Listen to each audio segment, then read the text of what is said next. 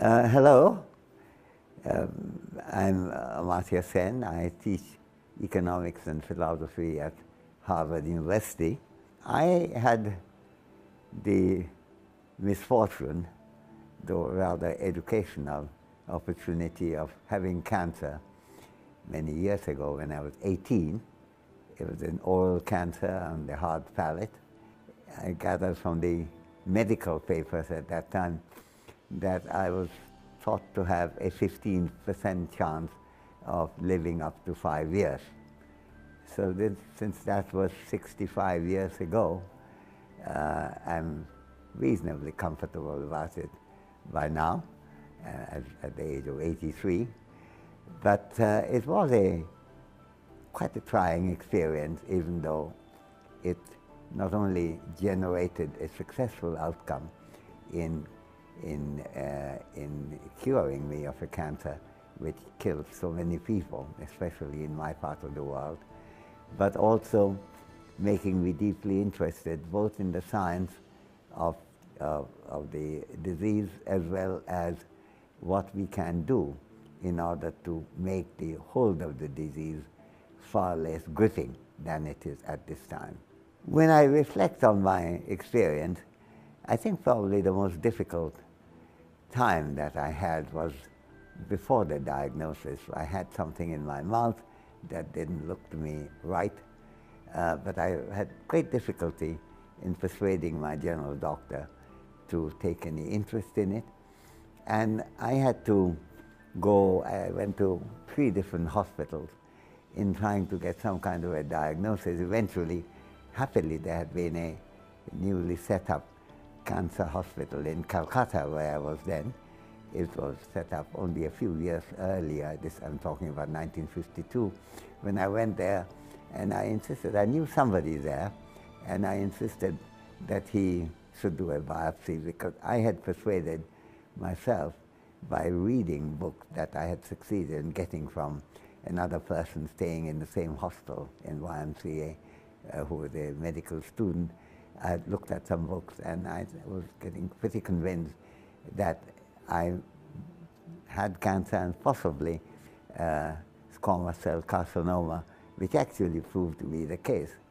I think the biggest challenge, at least one of the big challenges that a patient has to overcome, is to be diagnosed correctly and early.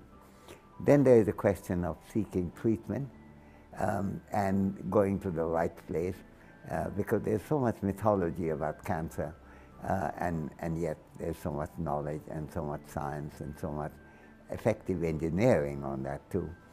I think from the point of view of that, linking up the two, general knowledge of cancer, since it's such a common kind of cancer in some parts of the world. In India and South Asia, it's very common indeed, the commonest form of cancer. So I think it's very important to get early diagnosis, get early treatment, and also along with that, and that's a longer horizon, is for the community both to spread the knowledge as well as taking the preventive steps that are needed in order to make the hold of this cancer less strong and less common than it is today. The science of treating cancer, of course, is changing.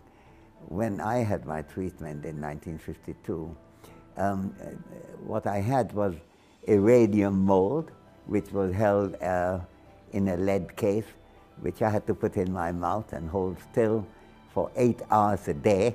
And that went on for 8 days together, generating an 8,000 rad blast of radiation, which of course had the effect of killing the cancer. It also killed a lot else, namely the palate tissue behind it. I had necrosis. And so that's a long struggle. But it was an immediate struggle to sit still on a rickety chair for 8 hours a day when someone is as young as 18, and do it for 8 days without thinking about whether this is going to cure you or not cure you. So all that is really quite serious. But one thought was very much in my mind at that time, since I was interested in science very, very much indeed, that but for the research, foundational research that was done by Madame Curie and others across the world, I would have been finished now more than 50 years ago. And it's remarkable that at that time that generated a certain self hope that there is science and I could rely on it. And now, of course, science has moved a lot further forward. If I had that cancer today, I would be treated very differently. But it's as important to recognize the contribution of science as to recognize how that science could be converted into easy delivery on the basis of diagnosis across the world.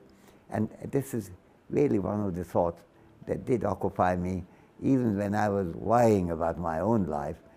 There was good to think about the general challenge of cancer, of which I was only a small part. I feel very honored to have the opportunity of participating in the World Head and Neck Cancer Awareness Day, which is a big thing because awareness is very central to treating cancer, to winning over it, rather than being defeated by it. It's also very important to get the patient's point of view registered there so that the control goes also with concerns about the issue of pain, the issue of suffering, which are very important. But they're very important both because pain is a terrible thing to have, but also because you don't want the patient to become disheartened. There has to be a sense of the patient being in the driver's seat and in control. And awareness is part of that story also.